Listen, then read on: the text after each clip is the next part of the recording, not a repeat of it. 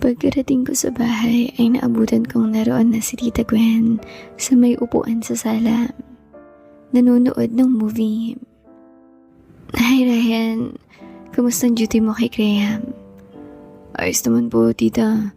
Sa tingin ko natuwa siya. Maliban kasi sa pagluto ko ng special na ulam, naglinis rin ako ng buong unit niya. Pati electric fan, nilinisan ko. Tapos nag-rearrange din ako ng mga nagkalat na gamit at mga display. Kaya masayang masaya siya. Edi very good. Sa tingin mo, sapat naman yung binigay niyang bayad sa'yo sa paghihirap mo buong maghapon. Siguro po, tita. Hindi ko pa naman po binibilang. Ano pala yung ulam natin ngayong hapunan? Kare-kare po, tita. 1 kilo naman ang niluto ko roon kay Ma'am Crea. Nag-iwan rin po ako kaunti doon kay Ma'am Crea para sa kanyang hapunan. Pero mas marami itong naiuwi ko para sa atin. Okay, sige. Magsaing ka na. 6:00 na rin pala. Tamang-tama, mga 7 p.m. ay mag-dinner na rin tayo. Okay po, tita. Sagot ko pa, tapos nagsalang na muna ako ng sinaing na kanin sa rice cooker bago ako umakyat at naligo na rin muna. Matapos kong magbihis ay tinignan ko ang sobre na ibinigay sa akin ni Ma'am Crea at binilang ang laman noon. Nagulat ako dahil 25,000 ang laman noon. 15,000 lang naman ang usapan nila tita na service fee ko. Tapos, 1,000 para sa ingredients na niluto kong kare-kare. Kaya dapat kahit 16,000 lang ay ayos na. Naisip ko na lang na mukhang nagustuhan nga talaga ni Ma'am Crea ang kabuuan ng serbisyo ko. Iniligay ko na iyon sa isang clutch bag na 1 ruler ang haba at 4 inches siguro ang lapan. Naisip ko na kung sakaling mapuno ko iyon ng pera, ay sigurado akong sapat na iyon para makapagpatayo ng medium size na negosyo ang mga magulang ko. At kung sakaling every week ay makakapaglagay ako roon ng 15,000 to 20,000 pesos. Baka after lang ng 1 taon ay mapuno ko na iyon. Sa isip ko pa habang nakangiti. Maliban kasi sa kumita ako, gusto ko rin ang ginagawa ko na pagluluto at serbisyo sa mga kaibigan ni Tita Gwen. Itinago ko na sa ilalim ng damitan ang clutch bag na pinaglagyan ko ng pera. Tsaka na ako bumaba para maganda ng aming hapunan. Naglagay na ako ng mga plato tapos naglagay ng ulam sa isang malapad na mangkok. Tapos naka-plating o iyong naka-well arrange ang pagkakalagay noong kare-kare para picture perfect. Tsaka ko inilagay ang rice cooker sa gitna ng lamesa. Tita, halika na po. Ready na po ang pagkain natin. Wika ko. Tapos dali-dali naman siyang lumapit sa lamesa. Wow, picture perfect ka. Ganyan rin ang presentation mo kanina kay Crea. Opo, tita. Malamang nagustuhan niya nga. Saglit lang, kunin ko lang ang phone ko at kukunan ko ng picture at iinggitin ko sina Antoinette. Wika ni tita at agad pinicturan ang pagkain. Tapos agad nang nagsimulang kumain. Hala, ang sarap na to, Regan. Tsaka saan nga pala galing ang bagoong alamang? Sa convenience store lang yan, tita. Pero Barrio Festa naman ang brand kaya sigurado akong maayos at may quality ang pagkakaluto. Oo, Regan, tama ka nga. Sige, sa next week, ipagluto mo ako nito. Pero next week na ha? Pasko na next week eh. Siya nga pala, Regan. May vacation trip kaming magkakaibigan sa Cebu. Start ng 23 hanggang 27 siguro. Kaso, hindi kita pwedeng isama. Exclusive for girls lang kasi talaga yon. Pasensya ka na ha? Alam mo naman na kung pwedeng may kasama lalaki, ay isasama talaga kita. Kaso this time, hindi eh. Ano ka ba, tita? Nice lang ako rito. Sa dami ng movie sa external hard drive mo, na hindi ko pa napapanood ay siguradong nakabalik ka na, hindi ko pa nakakalahati yun. Sa bagay, tama ka. Pero don't worry, after ng New Year, magpa-file ako ng vacation leave. Tapos ipapasyal kita sa Baguio City. Doon tayo magliwaliw at kung sakaling may gustong sumama sa mga kaibigan ko, ay isasama na rin natin. Ayos ba yun sa'yo? Walang problema, tita. Hindi naman ako maselan sa mga kasama. Okay, good. Basta chill ka lang dito sa bahay, Hindi rin naman ako mag-aalala sa'yo sa kakainin mo dahil napakagaling mo magluto ng kahit ano. At maliban sa food budget na iiwan ko sa'yo, ay marami ka na ring pera na stock dyan dahil sa sideline na ibinibigay ko sa'yo. Tama ba? Opo, tita. Tama ka po. Good. Sige na. Focus na tayo rito sa kare-kare mo. Ang lambot ng karne. Pero hindi siya turog. Tapos napaka-creamy ng sauce. Hindi rin sobrang tabang. Pwedeng may bagoong at pwede ring wala. Wika pa ni tita at talagang itinodo na ang kain. Noong makatapos ay kumuha siya ng wine sa isang wine glass. Tapos umakyat na sa kanyang kwarto. Kailangan niya na raw mag-relax para makatulog na rin agad dahil may pasok na siya sa kinabukasan. Ako naman ay kumain muna ng ice cream at nanood pa ng isang movie sa salam bago ako natulog. Lumipas ang isang linggo at sumapit na ang araw ng pag-alis ni na Tita Gwen at ng mga kaibigan niya para magbakasyon ng Cebu. Maaga pa lang ay umalis na si Tita Gwen, kaya naisipan kong mag-jogging na lang muna dahil hindi na rin naman ako noon inaantok. Pagkalabas ko ng gate ay naabutan kong nag-i-stretching din ang dalagang si Chelsea sa harapan ng kanilang tindahan. Hi Regan, pwedeng sumabay mag-jogging sa'yo? Aba, oo naman. Ikaw pa malakas ka sa akin. Wika ko pa ng pabirom. Tapos nag-stretching na rin muna ako bago kami nagsimulang mag-jogging ng marahan. Regan, saan ang punta ni Ate Gwen? Nakita ko siya lumabas ng gate na may dalang maliit na traveling bag. Saan ang punta niya? Ang aga mo palang gumising. Maagang lumabas ng gate si tita At nakita mo na siya. May vacation trip sila ng mga kaibigan niya sa Cebu. Sa 27 pang balik nila. So, ibig sabihin, mag-isa kang magpapasko dyan sa bahay niyo? Oo, gano'n na nga. Ang lungkot naman nun. Pero may naisip akong paraan para hindi ka maging malungkot. Ano naman yun? E di, sasamahan kita. Paanong sasamahan? Ganito kasi yan. Uuwi kami bukas sa Iloilo dahil taga roon si mama ko at si tita Margaret. Pero si daddy naman ay gusto niya doon ako mag-Christmas sa kanya. Sabi naman ni mama ay ayos lang sa kanya kung saan ko gusto magpasko. E di magpapaiwan na lang ako dito. Pero hindi rin ako pupunta sa bahay nila daddy. Makikipagkita lang ako sa kanya ng isang araw para makakain kami sa labas ng magkasama. Tapos yun na ako makikitulog sa inyo. Naku, Chelsea, hindi yan magandang idea. Malalawit ka kala, Aling Carmela. Kapag nahuli ka dyan sa plano mo. E di wag magpapahuli para hindi malagot. Wika niya nang may matamis ng itim. Hindi ko na alam kung paano ko siya mapipigilan sa kanyang hindi magandang balak. Noong matapos kami mag-jogging ay ipinagputuloy ko naman sa pag-e-exercise sa likod bahay.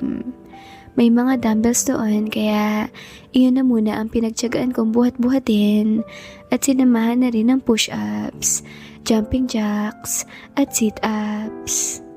Noong makatapos ay tsaka pa lang ako kumain at naganda na para maglinis ng buong bahay. Pagkakataon ko ulit iyon na mag-general cleaning para kahit hindi ko matapos sa buong araw ay ayos lang din dahil wala naman si tita ng ilang araw. Bumili na rin ako ng maraming pintura at paintbrush Tsaka ko pininturahan ang mga cabinet sa kusina at kisame. Kahoy naman ang mga cabinet at matibay. Kaso kupas na at nabakpak na ang mga pintura, kaya kahit anong punas at pagsasabon ang gawin ko, ay hindi na magmumukhang malinis dahil kita na ang kahoy sa ilalim. Kaya iyon na ang pinagkaabalahan kong gawin sa buong maghapon. Mag-aalas 10 na nga ng gabi ako natapos sa mga ginawa ko. Tsaka pa lang ako nagapunan at natulog na. Kinabukasan, pasado alas 8 na ako noong magising. Maliban sa pagod ako sa buong maghapon noong nakaraang araw, napuyat din talaga ako dahil pasado 12 midnight na yata ako noon nakatulog. Bandang alas 11 ay bumaba na ako para magsaing na ng pangtanghalian nang may nag-doorbell sa may gate. Kaya doon na muna ako tumuloy. Pagkabukas ko ng gate ay naroon si Chelsea. Malawak ang itim. Hi Regan, good morning.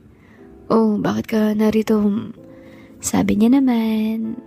Papasukin mo muna ako kaya no. Mabigat itong bitbit ko. Wika niya, tapos itiyulak na ako papasok, tapos dumaretso na siya sa terrace. Ano yung mga dala mo? Itong nasa backpack ay damit na bihisan ko, tapos itong nasa sakong bag ay mga pagkain namin sa bahay na naka-frozen. Ikaw na magluto para itong ipang-uulam natin. Ano bang mga yan? Bacon, hotdogs, tosinong, tapos bangus na daing na boneless, tapos ice cream, cake at chocolates. Ala, baka hanapin niya ni mama mo. Huwag mo nang alalahanin si mama, nakaalis na sila. At after New Year na ang balik, kaya solong-solo mo ako. At sino naman nang nagsabi sa'yo na gusto kitang suluhin? Bakit? Ayaw mo ba? E di ako na lang ang may gusto na solohin ka. Sagot niya pa.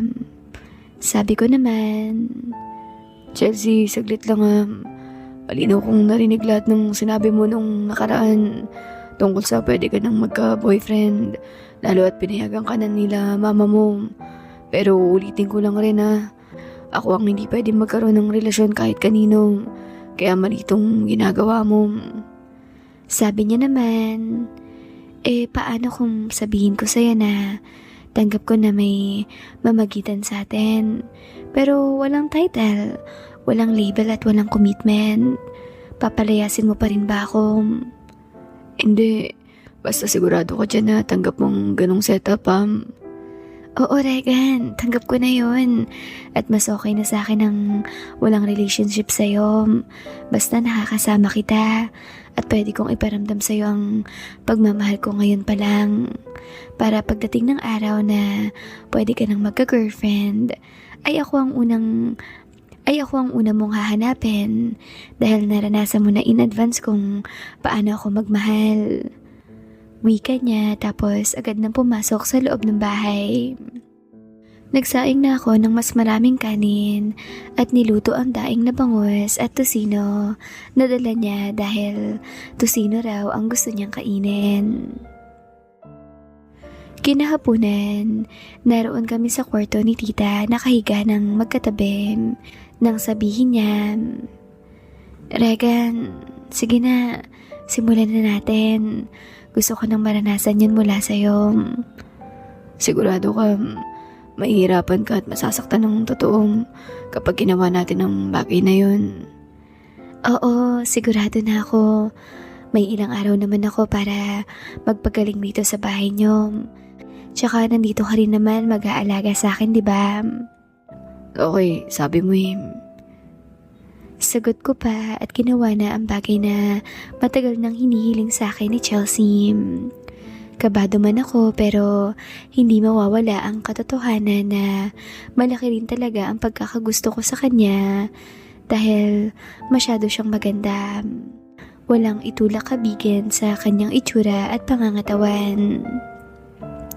Ipinunit ko na ang boundary na iniharang ko sa aking sarili para wag iyon gawin kay Chelsea. Sa tingin ko ay tadhana na talaga ang nagsasabing nararapat iyon mangyari dahil napaka-perfect timing ng lahat. Halata sa itsura ni Chelsea ang sakit at paghihirap, pero wala akong naririnig na pagtutol o reklamo mula sa kanya. Kahit pa nakikita ko ang pagtulo ng kanyang luha. Kinabukasan noon ay maghapon siyang may lagnat at inaasahan ko na rin naman talaga iyon. Kaya nakahanda na ang gamot at mga pagkain na ipapakain ko sa kanya tuwing bago siya uminom ng gamot. Masayang masaya siya kahit palagi kong pinapaalala na hanggang doon lang iyon. Walang commitment at walang promises para sa future namin. Sumapit ang December 26, umalis ng bahay si Chelsea para magpakita sa daddy niya. Doon din siya pinatulog sa bahay noon para makasama niya ang kanyang mga stepsister na mas bata sa kanya. Pero kahit naroon siya ay panay pa rin ang chat namin sa isa't isa. Pagdating ng December 27 ay dumating na si Tita Gwen. "Oh, kamusta ka dito, Regan?" Ayos lang po, tita. Pinagkaabalaan ko na lang na linisin ang bahay. Sagot ko habang naglalakad siya papuntang kusina para kumuha ng tubig. Nang makita niya ang mga cabinet sa taas at sa ibaba. "Wow, nagulat ako roon na. Akala ko nasa ibang bahay na ako. Sino nagpintura niyan, Regan?" Ako lang po, tita. Para mas malinis tingnan. Nako, ikaw talaga. Dami mong surprise sa akin ha. Parang naging brand new ang kusina ko. Salamat ha. Akala ko magpapahinga ka lang habang wala ako. Pero mukhang pinagpuyatan mo rin gabi-gabi ang pagpipintura. Pati ba kisame ay pinatungan mo ulit ng bagong pintura? Opo, tita. Kahit anong sabon ko ay maitim pa rin ang bakas ng alikabok eh. Kaya pininturahan ko na lang ulit ng puti para maliwanag at maaliwalas tingnan. Naku, maraming salamat talaga sa ginawa mo, Regan ha. Kung nagbayad ako ng karpintero na gagawa niyan, ay siguradong mapapamahal ako. So magkanong babayaran ko sa gastos at pagod mo para dyan? Naku, wala tita. Libre lang lahat ng yan. At pasasalamat sa maayos na pagtrato mo sa akin rito. Ay naku, hindi pwede yan. Kahit yung pagod na lang ang libre. Yung pintura at paintbrush ay babayaran ko yan. Ikaw na pong bahala, tita. Sagot ko. Tapos inabutan niya ako ng 5,000 pesos. Maganda ka ng mga gamit mo, Regan. Bukas tayo alas papuntang Baguio City. Sasama raw si Antoinette. Kaya tatlo tayo. Mukhang gusto niya rin kunin ang serbisyo mo. At doon niyo gagawin sa Baguio mismo. Okay po, tita. Sagot ko pa at excited na ako ulit dahil makakapaglagay na naman ako ng pera sa aking clutch bag. Dahil pagod si tita sa mahabang biyahe, kaya ipinagluto ko na siya ng nilagang bulalo ng baka para mabilis manumbalik ang lakas niya. Kinagabihan ay pasado na alas 8 ay tulog pa rin si tita. Kaya pinuntahan ko na siya sa kwarto para ayaing kumain. Dahil nakaredy na ang lamesa ang kainan. Pagkaakyat ko ay marahan ko siyang tinapik sa balikat. Tita, ready na po ang pagkain. Tara, mag-apunan na po tayo. Wika ko sa mahinang boses. Nagising naman siya sa hila sa bato ko at sinabing, "Ibang hapunan muna ang gusto ko, Regan. Halika na, I need this." Nakuha ko agad ang ibig niyang sabihin. Kaya naman ginawa ko na agad kung ano ang nais niya noong pagkakataong iyon.